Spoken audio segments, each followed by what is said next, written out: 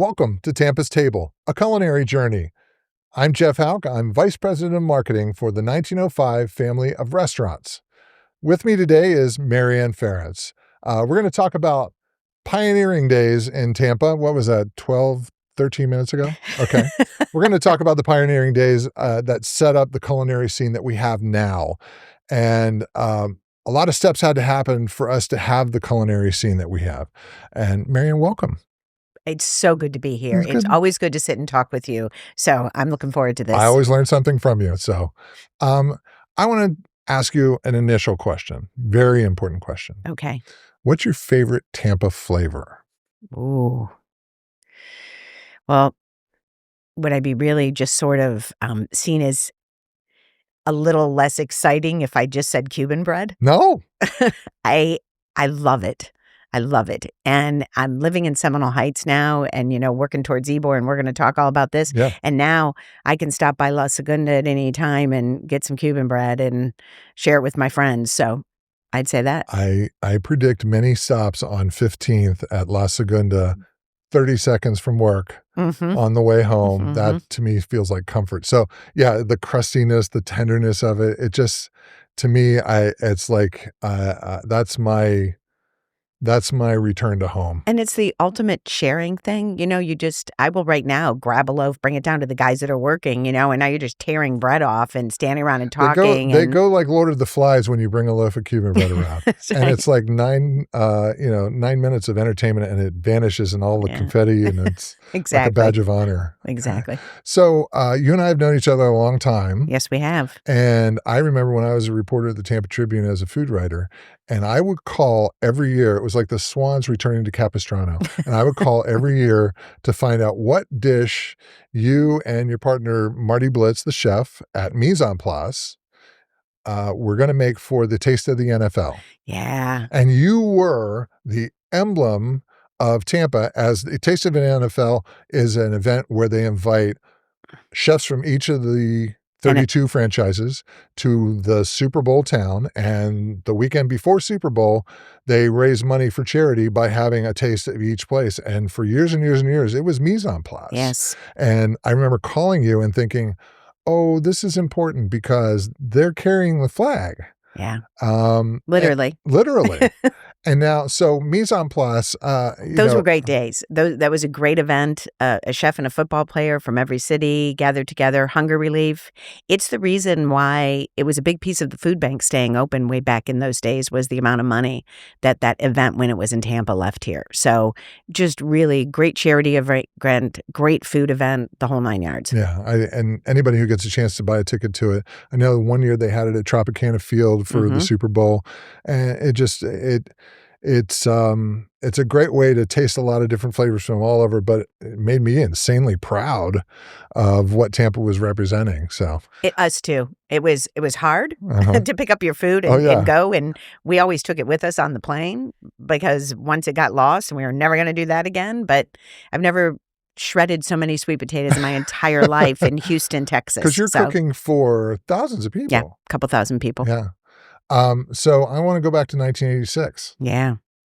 Those are the origin days. They sure are. And you started out in catering. I wondered if you could tell your origin story about how we got to Mise En Place, because it was multi-staged. Yes, it was. 1986, we opened as a gourmet carry-out and catering operation, frankly, because we didn't have the money to open a restaurant, and sit and wait for people to come. Right. Open our doors and say, come on in. Catering was something that I could go out and sell. And we did. And so 840 square feet on Platt Street, and a little bit of a loan and an equipment loan and a lot of hard work and some family love and help. And it was an amazing experience. I mean, I was 26 years old. Luckily I had grown up in the restaurant business, and my parents were a part of it. So, and they taught me the basis of what I know. In a restaurant family. I did. You bust tables. I started, I thought all refrigerators you could walk into. I thought all food came in a number 10 can. I didn't live at home. I lived in the restaurant. I mean, Everybody's that's can where, opener is like yeah, this. exactly. That's why I went after school, did my homework, used the soda gun. My friends thought that was cool, So, but my parents also did teach me the basics. Right. My mom taught me that the customer is always right. And my dad taught me that every nickel, dime, penny matters. And those two things really guide to this day. They guide Mise En Place That's the and North are Star part of for why you. we're successful. But yeah, Marty was working at RG's at the time, and they were expanding and doing the different concepts. And they And for were people who don't remember RG's, right. where was that and what was It that? was RG's North was the thing that was happening in new food. I Okay. mean, and there were guys that came out of Chicago, let us entertain you. They were good operators, and I they always love wanted. a good food pun, by the way. Let us entertain you. I know, I'm not yeah. going to let that walk by. I know. It's a great. You remember Rich Melman in I- Chicago? Yeah. So they learned from him, and they came down here, and they had the North Restaurant, which is where Marty started. And well, the whole reason we ended up in Florida is kind of crazy. Okay, so we came on a delayed honeymoon, and he got a job. He came home. We brought his motorcycle. We were staying for an extended period of time. He took this long drive on his motorcycle and came back to the apartment we were staying in and said, I got a job. I was like, what? Well, I'm a team player. I went and got 2 jobs. And the rest is sort of history. But he ended up at RG's, and then they did RG's City Center. And then they did the Cactus Club and Hot Tomato and that. But they were really going corporate. So everything, he came home one day and said, all recipes need to be on a recipe card. And he just, Oh, that's death. and that's For not Marty, Marty. that's Yeah. death. And I should clarify here, okay, because I'm talking about we were married, now we're Right, not. right. Okay, just so we get that Sure. out there on the table. But and that was just, he was miserable. And so we looked around and we said, either we open a restaurant. I mean, he looked for another place to be. Sure. And we said, either we open a restaurant or we move back to Detroit, because there just isn't something for him to latch into. And I was working at Ruth Eckerd Hall as the director of food and beverage. Mhm. Which great location, great spot in opening days. It was an amazing experience. Right. And so we decided to go for it. And we really looked around at the market and said, is there nothing in dining, fine dining, but dining, new food, interesting trends, but not stuffy, not formal? Right. And is that not existing here because there's not a market for it, or because no one's really thrown themselves into it and done it yet? We decided that it was the latter, and we went for it. And it's always been a very chef-driven restaurant. It really starts with what he wants to cook, and it has changed and grown and transformed over time based on that, and our love of the community. Sure. I mean, one of the, I think, smart things that we've done is we've always figured out where our goals and the community's goals aligned. Right. And that's where we've spent our time. So Platt Street, we lived there for, notice I say live there, 86 Oh, to, you lived there. yeah, really, 86 to 92. And in January 26th of 1992, we opened up on Kennedy and Grand Central. And what a difference, because we were in this, 100 seats, and now all of a sudden we could seat, 180 people, and Right. it was a whole new world. That's an entirely different experience. Yes. The other thing, too, to put it in context, which I think we'll have to do a couple times today, is to talk about what was around you then and what was downtown then. It was empty. I was just empty. remember people came to work and they got the hell out. Yes. And you might have some cans in the gutter, but there wasn't much. I remember London Victory Club. I would come over from St. Pete. Yep. There were a couple of clubs downtown, but that was about it. That was it. And, where you were was an island. I mean, you had Absolutely. University of Tampa right across the street. Which it wasn't even the- the University of Tampa that it is now. No, not at all. Not by look, not by feel, not Right. by volume, nothing. So where you were, though, you it was close to downtown if there was anybody. You're in Hyde Park, so you had Davis Islands coming to you. You had access from Kennedy because that's the main, thoroughfare east and west. So you were really, quite literally, at Grand Central. Right. Which was Exactly. the name of Kennedy before it was Yeah. Kennedy. Yeah. And at that little apex there.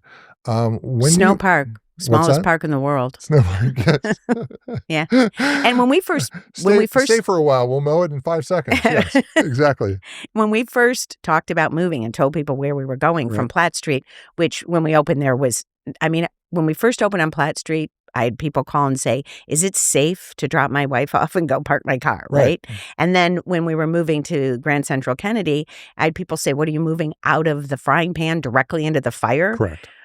But creating a destination was something that we really wanted to do, and we're willing to take the chance. And it's all about heart and food.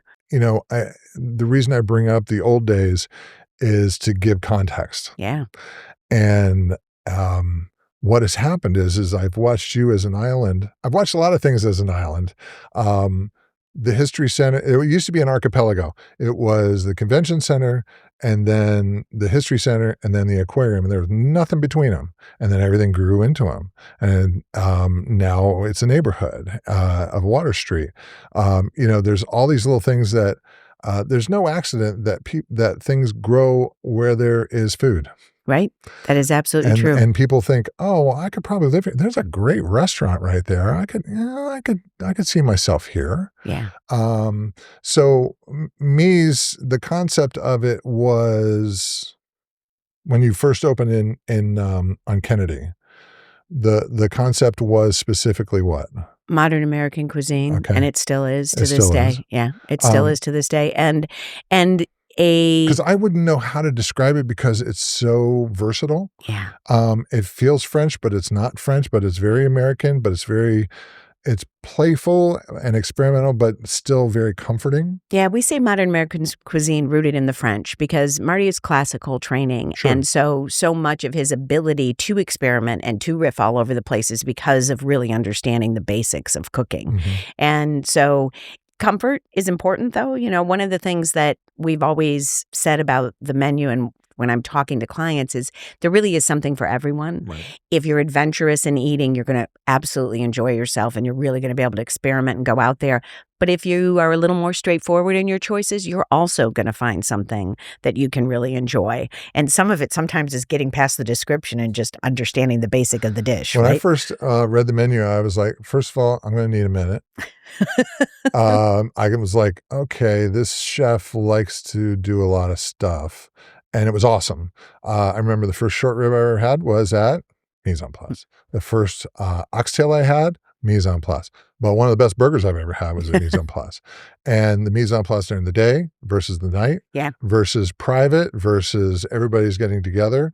And, you know, at the time, when I got to Tampa, which is like 2002 at the Tampa Tribune, you still had Valencia Gardens in the neighborhood. Yeah. And that was a meeting spot for lunch. You know, the shifting sands of that neighborhood specifically, then you put it in the broader context of Tampa's food. It's wild that the one constant has been Mise En Place and that everything has grown toward it. Everything has built up around it, and it's not an accident.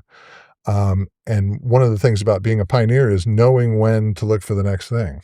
Yeah. And now you are building a new home for Mise En Place in Ybor City. Tell me about how you made that decision and how that came to be, because change is hard. But I think a lot of people, when they heard the news that you were doing this, they were like, oh, I'm like, you don't understand. It used to be on Platt Street. They were caterers. They'd been at Sono Cafe at the museum. You don't understand. They're always changing. At the airport, they were one of the first 5 restaurants at the airport to serve charcuterie before flights, for goodness sake. Change is what they do. I think people don't like change, but they love transformation. Right. And we have been in a constant path of transformation. And it's driven a lot by food, but also by people. I think there's eras of Mise En Place. Some of it is about location and some of it is about... So like Taylor Swift. Yes. You're the Taylor Swift of Mise En Place. There you go. That is what I'm saying. Are you ready for it? Taylor Swift of food right here. Okay. But some of it is about the team that's there. The era is marked by there's a group of people that get together, they get in sync with each other, they get rhythm, and then they just knock it out of the park all the time. And so there's been these different eras that way as well. But we believe, obviously, in building destination. You know, I also latched on to the fact that if you're in the restaurant business in Florida particularly, you are in the tourism business, not Right. just the hospitality business. And so destination and that, how do we make the destination look? And the destination is made up of all of the people here and the things that we do. And restaurants are such a huge part of that. Right. So creating the destination, one of the reasons why we chose the first location on Platt Street was because listening to the community, everyone said that it was the gateway to the convention center. I'm like, okay, we want to be in on that, Sure. the gateway to the convention center. And then their community really wanted to bring something into downtown and have downtown come alive. And that's why we did that. And we built a destination there. Right. I also believe that a city cannot be a truly great city if its historic district is not thriving. Correct. And many people have been down there, the Columbia being the ideal example, Hello. for years, making it a great destination. There was a period of time where the Columbia was the only business open on 7th Avenue. And everything was getting knocked down because they thought old was bad and new was good. And they were smart enough to Thank God they protect the stayed, last right? bit that they had. I mean, it was down to, let's put tile on the outside so they know that we're open and colorful and vibrant. Right. And now I see what's happening in the west side of Ybor Historic District, which is where you're going to be at Casa Gomez. Yeah. And I see Daryl Shaw, the developer, and what he wants to put in his neighborhoods. And he is curating Absolutely. Curating restaurants is the right and word. experiences. Yeah. When he started Gasworks, he didn't start Gasworks. He started with a dog park in Ybor City because he knew that dog parks attracted people, made it feel like community. He put the photographic museum from downtown and put it in Ybor City. He understands the life of a neighborhood Culture. in a way that very few people do when they're developing something huge. He's been amazing in that way, is understanding the culture, believing in the culture, and knowing that it's what people really need. Right. It's to be sustained. You need that. You need people to connect to the culture. You need them to want to be there. And obviously food is a big part of it. Right. Where is your third place, right? And so we've been a third place to many people for many years. And the bar at Mise En Place was a third place for many, many people in a meaningful way. Yes. That one had its own separate life. So you could have true. broken it off into its own thing. It had its own little ecosystem.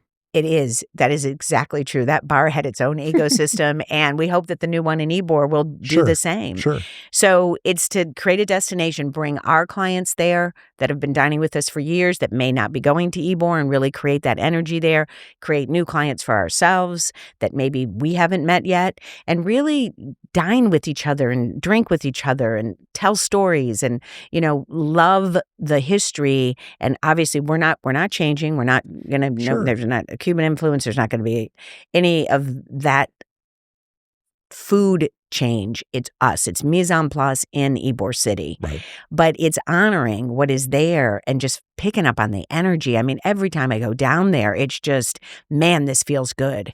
And so we want to bring our little corner of Ybor alive and then have those people wander off and, do other things in the community. And hopefully friends will open restaurants and wine bars and cafes and other things. It's going to happen. I mean, you can't do something on this scale without it attracting new energy. Right. It just can't. Yeah. And the other thing I want to mention is, once Mise was established, I don't know if you ever feel established, but I guess you do after about 3 decades. I guess. You're heading on to 4 decades. You took it upon yourself to be a leader in the community and to represent tourism, especially as a motivator for people to come to the area. I always find it interesting that the first time they ever marketed Tampa was to come to the food of the Latin Quarter. That was the first thing. And food is in our DNA as an attractor. Absolutely. And so it's almost history. It's not like a new thing for you to go into Ybor City. It's the thing that was part in our DNA. Absolutely. That is returning again. And it feels really good to be able to do that. It's an authentic place. It is. And it rewards, I think, authentic food, authentic hospitality that feels local. And I know you're going to thrive there because people are craving authenticity in a way. The more AI we get, the more fake this, fake that. The more people are craving, they want that connection at the table. They Oh, want I that agree with person to you so curate much. them. People need it. They do. They really need that. They may not even identify it, but they need it. So when they find it around the table or at the bar and they meet someone next to them and suddenly they've got a new friend Right. and they're, sharing it. So this common ground is the food and the drink. I mean, we are fulfilling something that people very much need. And I agree that they need it more than ever. The more technical and transactional that the rest of their world becomes, the more that they need this real spiritual experience of dining and drinking together. Self-checkout did us a favor. There's Tell me. there's a grocery that I saw that's in Europe that created a line just for elderly people to come and connect with a cashier, and those cashiers are specially trained Oh, that's so to cool. have conversations with them. There's slower lanes, but it gives them that point of connection if it's once a week, whatever it is that they come in. And I'm like, oh, they're meeting a need. And that's what hospitality is. It's hospitality, especially in Tampa, the ones that thrive. I don't care if it's fast casual. It's still a need to connect. And how you do it is super important. One of the things that I love, again, what you're doing is you're literally moving locations. You're staying the same. But when it came time for Water Street to start, before they put a shovel in the ground, they made Sparkman Wharf. Yeah. And they put a heart in the body before there was a body. So smart. And it went from being a destination place on weekends to being a neighborhood amenity. And you were part of that. Yeah. Yeah. And so it's like, because believing in what people are doing, when anyone's trying to do that and they're trying to create a place for community to go, we want to be a part of that because the community is everything. I mean, you can't beat it. Tourism is so great too, because all of the things that we love about daily life happen more in a community that's built on tourism. And so that's a great thing. So that was, needed for tourism, but also needed as a neighborhood to be a part of our community. It just is such a blessing to live in a place that is focused on being a destination. Well, and you've been at the forefront of economic development. Tell me, say, in the 39 years since you've been in business, tell me what economic development looks like now comparative to that. Wow. The fact that we are getting all of these neighborhoods that are all over Tampa Bay, both sides of the bay, there is so much to do that we're a real city. I mean, there for a long time, everyone talked about we're the big town, we were the next big city. Yeah, we were America's next great city. Yes. But now there is enough activity, and I think we've gotten people from all over the world that have moved here, and so we have a different vibe than we did before. Right. I think that, we've found ourselves in our visitors and our newcomers, and there's nothing wrong with that. Mm-hmm. I think that's fabulous. And I think we have not lost the historic value of those that have lived here, whether they're, the Southerners that were here, because some of the Southern women that we've catered for over the years have taught us hospitality and entertaining like nobody's business. The Gasparilla Cookbook lives. Absolutely. That's in our DNA too. It is. That's exactly right. That is a part of our food DNA. Mm-hmm. And to be in those folks' homes, working with them to create hospitality experiences, another great part of our training and my education over the years. But that's a part of us. The Ybor cuisine is a part of us. And we have not lost the history, but now we've just layered on all kinds of other things with all kinds of other people. Sure. And I still think we're, an urban paradise, and we should continue to thrive in that way and continue to feed that and, feeding one another. There's so much talent here now. There's a real community of people who hang out in food and drink. Right. I think that makes it easier for others to respect our profession. Of course, food TV and all of that has helped tremendously. A tremendous amount for everybody to see that a little differently. It's still terribly hard work and a tough lifestyle. But if you love it and you really create community, then you get fed by it. There's a tribe of similarity that attracts the people that are in our industry, and they want to please and they want to perform in a way that is honorable and makes them feel like what they're doing is worthwhile. And You it know, so is. I well, mean, I have so much Mise is such respect. a landmark place that people can work at Mise and feel like, oh, I'm representing Tampa. It's Yeah. bigger than that. It really is true, and I've had so many staff tell me that over the years, is that, I went here and I mentioned the restaurant and they knew of it, and Hmm. then I was proud, and, that community of people that are out there. I mean, one of the best things about this career for me has been the community you were just talking about, the opportunity to make a difference in the community, Right. and then the opportunity to make a difference in people's lives, both those that are at the table and those that are working for us. Right. When I look at the number of people that are still my dear friends that worked for me 20 or 30 years ago that are off doing amazing things, Sure. whether it's right in our community, like Farrell Alvarez and Ty Rodriguez, or it's Benjamin Carson Brown, who is running a major Portuguese importing company of wine and olive oil. I mean, it's amazing. They're doing such cool things. Right. And, we still talk and share ideas and all of that. That's the best part of this. I had someone sit at the bar and call me over a couple months ago and said, do you recognize me? And I'm like, I'm sorry, I really don't. And I said, I was a bus person for you like 30 years ago. And I just wanted to thank you for what you taught me during that time. And I was like, okay, you've made my week. I'm going home. I mean, that's just it. So, I mean, to know that what you were doing day by day and Right. investing in them as Right. humans made a difference is like, that's why I stay in the industry. It really is. Yeah. I wrote a column for the Tampa Tribune, and I wrote about the eras again of Tampa. And I'm like, okay, it started with the battleships like Columbia and Las Novedades and Spanish Park and whatnot. And then later on Burns. Yeah. And then there was this intermediate period where it was you and Marty and say Jeannie Parola and Yeah. BT Nguyen. Yeah. And it's okay, we're going to push that a little farther about what people will be interested in and eat and support. And then came the Farrells and the Ties and the Greg Bakers and everybody. Mhm. And then there seems to be another one. There's like a fourth era, very much spurred by Michelin and travel Yeah. and COVID and all that stuff that pushed people into our beautiful community and found a place to love and like, oh, well, what's the food here? Yeah. I was thinking about this morning that when I was a newspaper editor, one of my proudest things was when a reporter outgrew the role that I had to give them, and then they went and became literally reporters for the New York Times or the Right. Los Angeles Times or stuff. I'm like, that is never lost to me. Yeah. And to feel like you helped further that growth. That what they got to do with you Right. fed them, taught them so Right. that they could go do the next thing. The reason we got Rooster in the Till is because they worked at Mise En Place. The reason we got other places is because they worked at Rooster in the Till. It keeps Right. growing and growing and Yeah. growing. It's a big family. And I'm excited for that part of the Mise story to continue in Ybor because I know there will be offshoots from Mise and Ybor that extend into Ybor and help fuel the tree. Daryl Shaw, as I mentioned, is really a big believer of using hospitality as that handshake Mhm. for a community and that place of like warmth and goodness.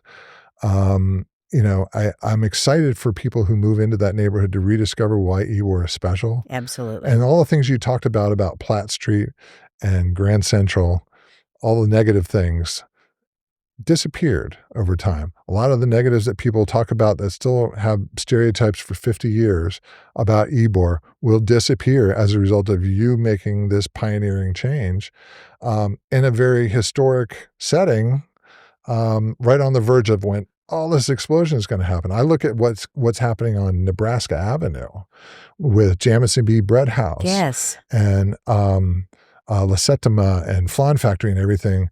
And Retro House and all the great tacos and everything. I'm like, oh, you have no idea what's about to happen. Yeah. The principal's coming and she's bringing the badass chef and you're all going to learn from her and you're all going to get better too.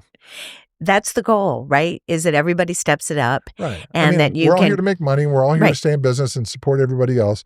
But everybody's going to get better because you came to the neighborhood. And it's not just Columbia holding the banner or some of the other restaurants that are in Ybor City. Which they have done a great job of holding that banner for a long time, and it's Sure. amazing.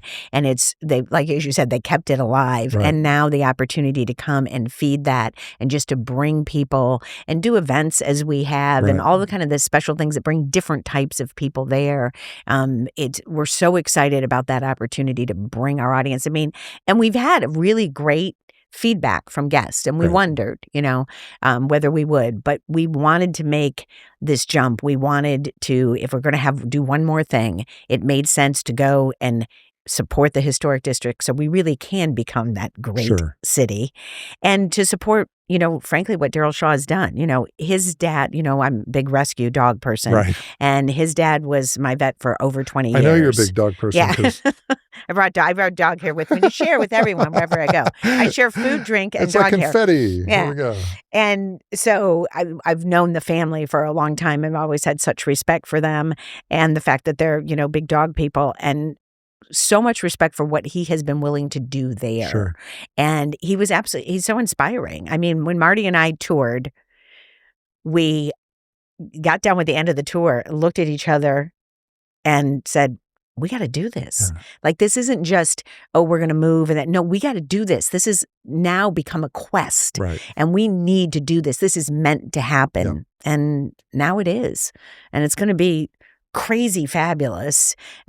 It's nice also, frankly, we've been in business for 39 years. Right. To have regenerative energy is a very nice thing.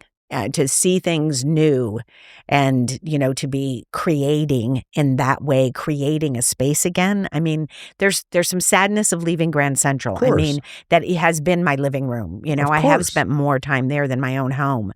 But once you get past that and you see the bright energy of what's possible in Ybor, then you're just motivated, so motivated by it. It's really cool. I drive through Ybor and I'm like, I can't believe I get to work here.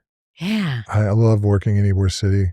I go into the Columbia and I'm like, my dad, who was Ukrainian, really, really wanted to be Cuban. I'm like, I wish he could have lived long enough to see me walk through the Columbia. We had a rehearsal dinner at Columbia. And I think about Mise and the different experiences I've had and the moments that I've had in my life, and people live their lives through food and they feel like it's a different life because of that experience. And to see that happening in Ybor in a new spot, it's not all the way down here. It's not in Centro and anything like that. It's right on the verge, on the cusp of what everything is about to explode. I can't wait for people to have new life moments that bring that whole Ybor memory back. The live work. This is my barrio, literally. Because they did it so well. They did. The community that was there, that was a life. It was a lifestyle. It was a way to live. It was an easy way to live. It was. Because everything was right there. There was community. You were They connected. built houses for them. I know. It's so amazing. So is. what better thing to honor than that? So yes, I'm looking forward to being in that every day as well. And Cuban bread every time I turn around. So, doesn't get any better than that. So you were from Detroit. I'm born and raised till I moved here. Congratulations. We been asking people about what is the introductory flavor or meal that you wish people would have when they come to Tampa to feel like, oh, okay, this is what the food is. Oh, that's so hard now. Yeah. And I know it's probably changed over time too. Yeah. Well, I'll tell you one thing that I would say. I don't think you can do it in just one stop. Mm-hmm. I would do something like go to La Segunda or one of the true classic places, and I would experience that. Then I would absolutely make a stop at Mise En Place because I think we bring together a lot of the different aspects of it. And then, see something new back in Ybor that's happening and finish off with some Chill Brothers ice cream because they're making amazing ice cream. Once you have that guava ice cream, man. And they're, talk about generational, right? Now, this new generation is creating their scene and their imprint on Tampa Bay. So I think that's really cool. That's awesome. And then I have the last important question I have. Okay. I saved the hardest for last. Oh. Right. Is it Tampa devil crab or is it deviled crab? It's Tampa deviled crab. Without the ED. Yeah. We are in a league of agreement on this. Really? Yeah. Okay. So why is it that for you? It just is what sounds right. Yeah. I mean, it's like not a deviled egg, for Right, God's sake. It's a right. deviled crab. Exactly. Yeah. Okay, good. That's a very important thing. I ask this as a barometer for people, and if they say ED, I don't really talk to them after that. So I'm glad you said what you said. Because I'd like to keep our relationship, Absolutely. Jeff. So Listen, you bring kava anytime. Seriously, all guests should bring something. But if you're going to bring something, you're our host. Of course, I have to thank bring you. a hostess I can't gift. thank you enough. This has been a pleasure, and I thank you for coming today. Yeah, me too. It's always good to talk with you. And I have to tell always you, though, inspire me. likewise. And your ability to tell the story of Tampa Bay and the variety of ways that you tell our story through food, from, the convenience store stories to, I mean, you really do. And what I am so grateful to you for is that you don't just tell this story or even this story. Yeah. You tell this story and this story and this story. There's and so many that of is them. the whole story. Yeah. So thanks for capturing us My that pleasure. I think I have a project in mind to do laundromats after this. So. way. Excellent. See, nobody talks about laundromats. Yeah. I love that stuff. Yeah. And convenience stores with laundromats? Oh, yeah, absolutely. Anyway, thank you for being our guest. Thank you. And thanks for watching Tampa's Table, A Culinary Journey. Be sure to follow us and like on us wherever you watch or listen to podcasts. And use @Visit Tampa Bay and tag us on social media whenever you find something cool that you've enjoyed to eat or drink. Thank you.